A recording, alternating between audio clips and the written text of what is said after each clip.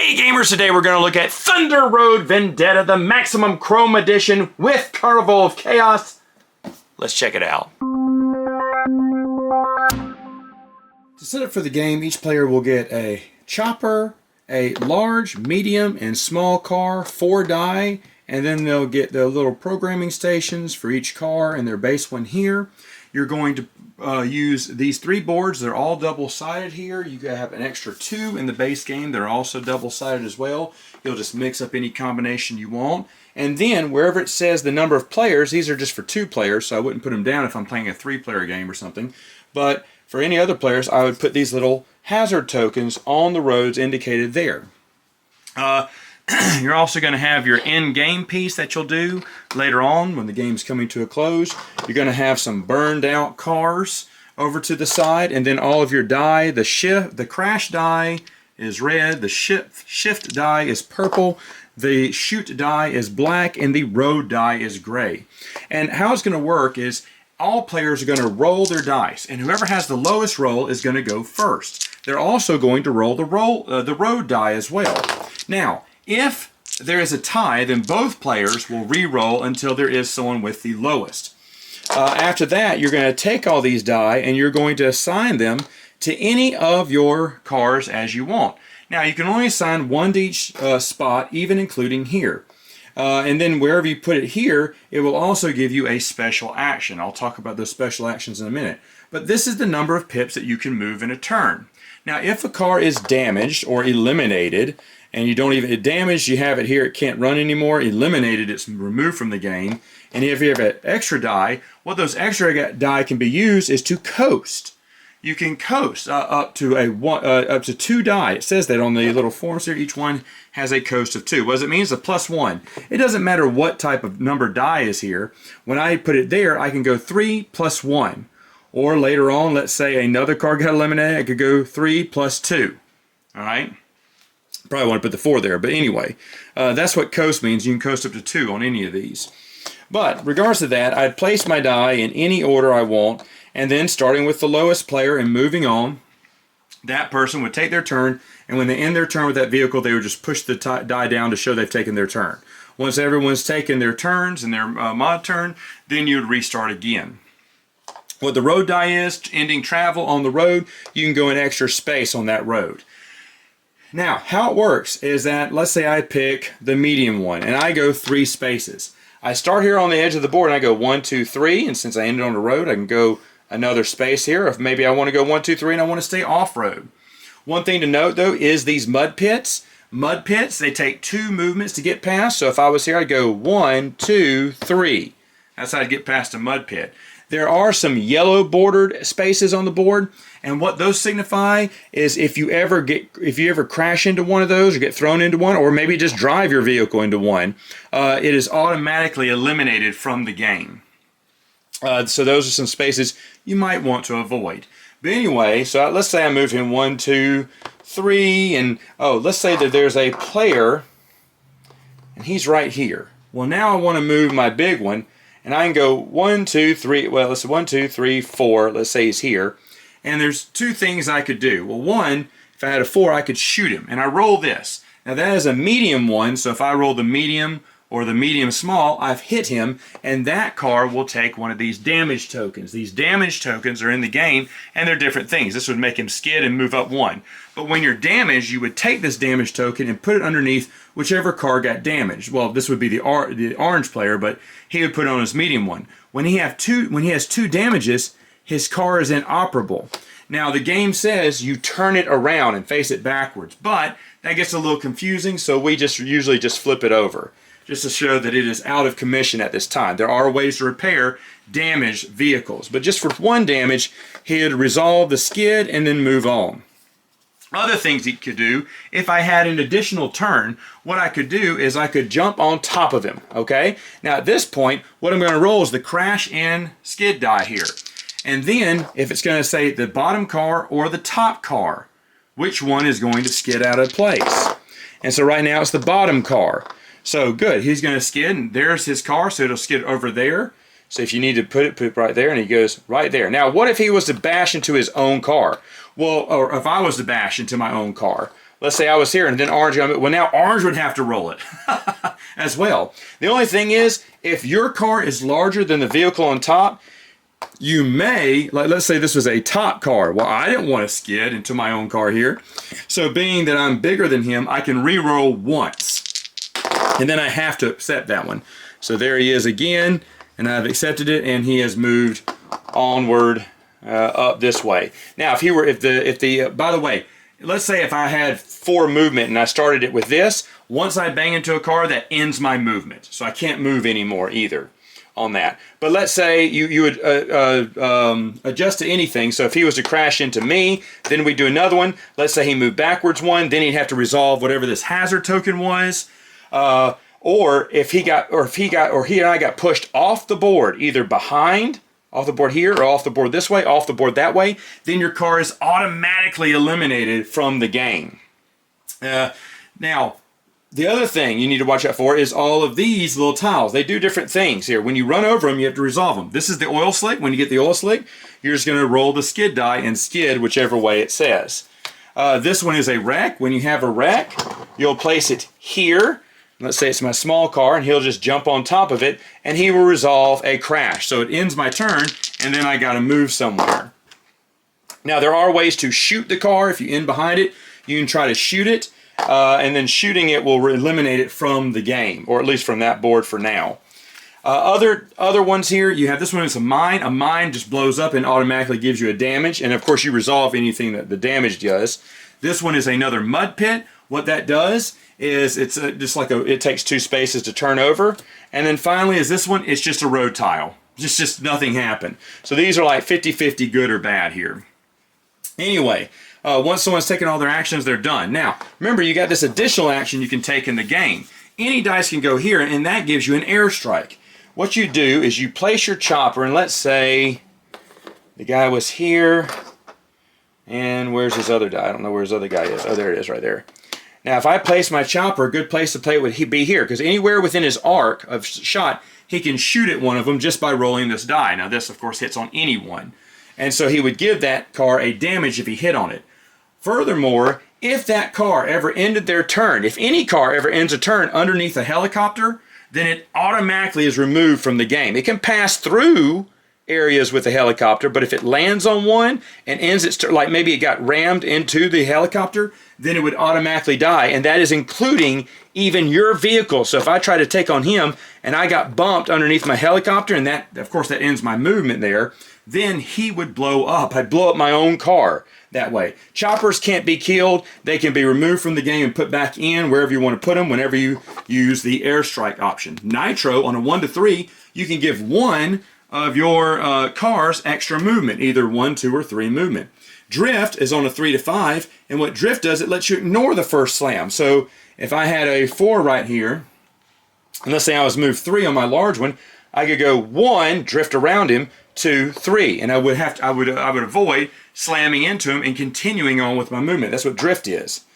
What repair does, if you roll a 6, you can remove one of the, if it's a totally inoperative car, you can remove one of the injuries from it and flip it back over, or if it just had one, it was still operable, you can remove the other one. So that's what repair does. So you can only use one die here. You can't place multiple die here. So I can't say I'm going to do drift and nitro and just not go, or maybe this car is damaged, so I'll just put them both here. You can't do that. You can only put one here each round. So what you're trying to do is, of course, you're trying to eliminate all the other players or be the final player. When you get to the end of the board, whoever's left on this side of the board will come off, and you'll dump everyone off. These used or unused tokens will go in the discard pile to be reshuffled in later on, and any cars that are left on this section here are removed and automatically eliminated from the game. And then, of course, you'd slide it down, flip this one over and turn it over and let the car continue its movement. After 5 of these tiles are moved, you're going to place this end tile here, and of course whoever makes it to the end space is the winner there. Or if there are no other cars, they are the winner. The first expansion I want to talk about is the big rig expansion. You have this huge diesel truck carrying this big rig here. You have this huge setup here, 4 die again, but this time it's a little different. This time one of your dice is going here, and that will pull the big rig that many spaces. The other dice can be used for any triggering any of the weapons or special abilities that the big rig has in the game. And as you see, on a roll of 3, it can repair just that section. So if I put a 3 here, it doesn't repair this one, it just repairs this one. Also, when you are moving past wrecks, you'll automatically clear them and just gain 1 minor damage. When you get shot at, you just gain 1 minor damage. And you'll put it on here, one of these, erasing that special ability. Now, if the big rig ever has 6 minor damage, it is eliminated from the game. But the big rig is hard to defeat. And it is moving through things, because mines calls it minor damage. And it clears these events for everyone else to get things. So it clears wrecked cars. It doesn't clear, it is affected by mud pits and oil slicks, but other stuff in the game, like there's fire, there's pitfalls, and other thing, it just blows right through them, clears that from the board, and gives itself a minor damage when it moves. If ever it moves, and you would move the front truck first, moving it down and moving everything through. If it ends under someone else's helicopter, it's just minor damage. It's not the end of the game. If someone removes the player board, yet their truck is still on one of the squares, you know, maybe it's like this, okay? It's okay, they're still alive as long as the front truck is still on wheels. It can pull the rest of it, I guess, off the cliff and keep going. And whenever it moves into a space, all it does is move the move die. It moves automatically that car. That car didn't even get to roll. If you slammed into the diesel big rig, then you must roll this and you must move every time. It is a big one. However, a lot of the expansions that you can use for the other cars, you cannot use for the big rig. But that is just one of the many cars that you can get in this expansion. The next expansion is the final 5. As you see, these are motorcycles. You get 5 of them. You get 6 die, but you're only moving 3 vehicles at each time. So you put 1, 2, maybe 3 here, and then you put 1 over here. Now, in this one, as you see, they can also, with these extra die, coast. They can hold to 4 die on one coast. So they're very fast. And if you notice on their little program board, they have airstrike for helicopters. They can do a 1 or 2 on nitro. They got a 6 repair. Where's their drift? They always drift around other cars. So you can't ram into them. They're always drifting, and they're super fast. The only problem is, if they get 1 minor damage, then they are out. They are eliminated. So they're very weak in a way, very fast but very weak. At the same time, there is a lot of the expansions that will not go with these. The final 5 and the big rig are 2 special exceptions for vehicles, and not all the other expansions will you be able to play with. I mean, you can play with them, but they won't get any of the extra bonuses that the base cars do. Carnage at Devil's Run gives you 5 other boards you can play in the game. It gives you Toxic Sludge, which will automatically stop your vehicle when it hits it. It'll give you these ramp spaces here that when you hit one, you'll now roll the ramp die and ramp that many spaces before moving again. It also has things like Salt, which is treated just like road tokens. It has Glass, which you can just slide right over without counting as a movement. And of course it has Fire. When you pass through fire or go over a token that has fire, you'll then have to roll. Your car gets this on it, this little ring of fire here, and then you'll be rolling this fire die, where you can extinguish it with a smoke roll, or die completely as the skull, or maybe you're a +1 or +2 that round because you're on fire. Anything can happen because it's complete and total chaos here with the Devil's Run. There are also these awful little injury tokens here that make you do certain have bad things happen to you in the game. It just ramps up the just chaos in it, I should say again. But a really awesome expansion. After that, you have Chop Shop. Chop Shop gives you upgrades, and again, if you're Big Rig or Final 5, you can't have these. But what it does is you shuffle the Chop Shop upgrade deck, and you deal out 4 cards, and then it's pass and play until everyone gets 3. Or in my group, we just pass out 4, and then let you pick 3 of those that do different things in the game. We also shuffle these character cards and deal out 2 to a person, and they have to decide which character they want, and it basically gives them a special ability and different options on their dice. Sometimes it's stars. You get a couple of these star tokens you can put on there to activate that, and usually it's repair there. Of course, not all of them are like this. That's a 5 or 6. It's repaired because she's a tinker or whatever. But you get whichever of these two you want, you get the one you want and keep it. And it gives you, it just makes every card that much more unique. Again, big rig, final 5, not allowed. You also have extra ammo here. Extra ammo is just different sets of cards. This one, you deal one out to every one. Gives them a secret objective that if they do, then they get the reward there. You have this one that gives you an extra spot to place your die on. These are not for big rig or final 5, of course. A lot of the extra ammos aren't. But it gives you just different options. You shuffle them, give one out, and gives them a special ability. Or these one-shot cards, you give them out to every player, except for one shot in final 5. And it gives them a little thing. There's a blank one there. I didn't even notice that. You can put your own one there. But anyway, it gives you a one-shot, one item to use it. You can use it once in the game. Or these that upgrade your chopper and gives your chopper something special to do. Or these little, I call them event cards, but basically it triggers when that board is removed, you flip it over and go by whatever those new rules are in the game, thereby making it a little bit more difficult. They got the engineers pack for weenies who don't want to roll dice. They just want to shuffle cards and deal out 4 cards to themselves and then assign those cards to the different areas on their player board if they want to. Carnage at Devil's Run also comes with extra hazards here. You have extra ramps you can use, extra salt spaces, extra fire tokens that can appear lighting your car on fire, extra glass spaces.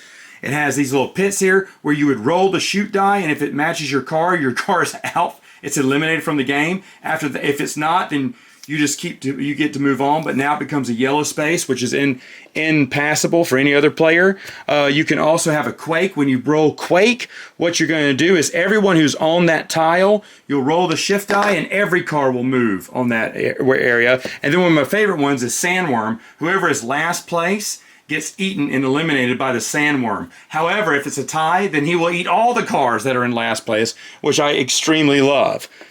And finally is the Carnival of Chaos. As you see, you're starting on 3 edges of the board, making your way in the center, and then turning round and round, smashing into people, shooting people. If you stop on these, you get a super weapon card, which gives you a super weapon ability in the game. There are these little party favors that when you end your turn on them, you will get something as well. Eventually you're slamming other cars, you're shooting at them and doing damage for scrap. Scrap are these coins here that comes in 1s and 5s. You're trying to get the most scrap from Tina before the game's over, and of course that is all the scrap numbers for what you get for each car or whatever. You're also going to have these Witness Me cards that each player will start with, and you only play it once in the game. It just basically gives you an extra scrap this time. If you think you're going to get extra scrappy this time, you may want to play that card. Now, there's a 5th player in the game now. 5th base player is a purple version of the player. I didn't have it. I just showed you the dice there. There are different types of cards. After everyone has taken one turn, then you're going to reveal one of these Tina cards. It's Tina's turn now. And she's going to say, hey, whoever landed on these little stars, give them some scrap. Or some coin there. And then, if you're on one of these pillars at the end of the turn, well, watch out, because 3 of them will flip over, and they'll just be little like pillars. And that, if a car ends its turn there, and it happened to be D, and I happen to be on D, we flip it over, and then bam, he's eliminated from the game. Now, of course, usually you wouldn't start right there, but someone may bump you there at the end of the game. And then it says, hey, players can assign any value die to their commands. Okay, so on any of their commands, it does something different. Each one of these are made up ones here, but it does something different each time. Now, the game here ends when the last car is eliminated. Whoever has the most scrap will win, or when Tina's deck is completed, emptied out, then you would decide on the winner. And that is Thunder Road. Final thoughts. What do I think about the game? Wow. I have had the old version of the game for years. When this first came out on Kickstarter, I had already backed this beast over here and couldn't afford to back anything else at the time, and I was bummed. When the reprint came out with Carnival of Chaos, I said yes all day. Get Max. I didn't even think about it. Didn't even look at the rules or anything. Just got it all because I knew this is a game I'd love, and I was right. This is excellent. This is excellent. I should mention the game comes with it. I didn't know this at first. I didn't understand what they were until after we were playing the game. I was like, what are these little? They're just like folded, thick cardboard edges, like that form 2 L's. I was like, I don't know what these do. And then we realized it was an extension to your base game, so that the Thunder Road Carnival of Chaos expansion could fit all in one box. brilliant. I should have just read the Kickstarter, right? Brilliant. This game is amazing. Playing the game, me and my nephew and his friend came over and we played it all night and had a fun time. At first, no one wanted to go over the danger zones on the road because everyone was afraid because some of them can be really bad. But when I started blowing through them first, everyone saw, oh, it's fun to catch on fire. It's fun to ramp. It's fun to, even if something bad happens to you, it's still fun. And I ended up winning because I was the brave one first, and I started tearing down the road faster, and it ended up eliminating most of the competition, but of course, winning the game. Now, the other smart thing about this is when to go first. You want to roll low sometimes, so you can be the first one to cross, because my nephew had a chance to cross the finish line before I did, but I rolled lower than him and assigned my highest die to my closest car and won the game. And if I hadn't have, he would have won it if he would have rolled lower. I like that. But at the same time, you kind of want to roll the highest so you can go last, because you want everyone else out there so you can say, okay, where's the clearest path to victory, or where can I go to cause the most damage? You really, like my nephew, on one game, he got all his cars on fire and none of them blew up. It was amazing. And he was just so happy. I mean, you drive like a maniac. You just go for carnage, pure carnage. Like there are several times I probably could have gotten farther ahead and could have won. But you want to slam into the other person. Even if they're bigger than you want to take them on. Big rig is not super powerful. In fact, I've noticed when you have big rig, even though you are very powerful, everyone gangs up against you on big rig. We had so much fun the first time we forgot to shoot people. We didn't shoot people that much. But the game doesn't slow down. Like I said, damaged cars, eliminated cars, those are fun. I didn't use the chopper half as much as I thought I would because there's so much going on. Chop Shop is my nephew's favorite, of course. He likes having different abilities. I did too. That was a lot of fun. Having the objectives, the one-shot, all that stuff's fine. I'll never use the German edition where you're playing cards. That's stupid. Tina's Carnival, Carnival of Chaos. I've only played it once, and it was fine. But you're moving around a lot in circles and everything, and it really gets chaotic. It really gets chaotic for a while. But it was a lot of fun, and we eliminated all the cars before we got through Tina's deck. But I'd like to play that one again, just because that was the one we played the least. But other than that, all the other little the Devil's Run one, yeah, all day. In fact, we were talking about doing five tiles. Seems like a very short. This game does not overstay its welcome. It is fast and furious, but maybe I'd go 10. I don't know. We keep going until the whole thing blows up. We want to just go through a massive. The game you still want to play it. You don't want to finish. You want to eliminate everyone. That's how you want to go out. And you want to go out in a ball of flame. Thunder Road, Vendetta, Maximum Chrome. Only accept Maximum Chrome. Don't get the base game. This is phenomenal. It is excellent. Restoration Games, A+ once again. All right, gamers, that's it for now. Until next time, you know what to do. Game on!